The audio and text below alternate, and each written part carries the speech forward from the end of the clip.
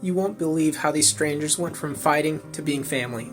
I had my team with me. I had like 4 or 5 guys, and they was like ready to give up because they was knocking in the rain and people weren't answering the doors. And then when they was answering the door, they was slamming the door in their face. You know what I'm saying? So they came to me like, man, I don't know what it is, but we not getting no sales. Can we go to the door with you so we can see what you're doing? Because you out here having fun in the rain and we out here about to give up. You know what I'm saying? I was like, come on, sure. So I took them to the doors. I had like 5 guys with me. So not the restaurant though, but yeah, I had 5 guys with me. And then I end up knocking on the lady door and she come out and just started snapping on us. As soon as she saw me and the guy, she was like, get off my property, whatever you're selling. I'm about to call the police. You do not, she just snapped on us. You know what I'm saying? And I said like 2 or 3 things. I was like, well, I'm sorry to bother you, ma'am. Jesus didn't sell everybody. We don't see you around like a donut. So before she closed the door, she was like, what did you say? I was like, well, I'm sorry to bother you. Jesus didn't sell everybody. We don't see you around like a donut. And then she smiled and a tear dropped her eye.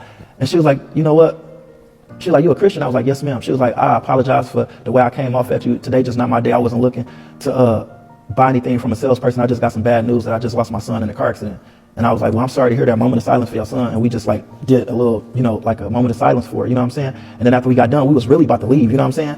And then she was like, so what are you out here doing? I was like, I thought you never asked. I was like, we with a youth program. We out here selling this cleaner product. I'm training these guys how to do the right thing like Spike Lee. Thanks for not biting my head off. And then she just started laughing. She was like, you know what? I like your attitude and you out here in the rain. She was like, do it clean carpet because I got the spot on my carpet. I was like, yes, ma'am. She was like, if it clean the spot off my carpet, I'm gonna buy it. So she let us come in the house. As we walking in her house, I see she had a gun on the table. And I'm like, well, don't shoot, man. We just the good guys. She was like, no, let me tell you, right before you knocked on my door, I got the bad news that my son died in a car accident. And I was just about to blow my brains out.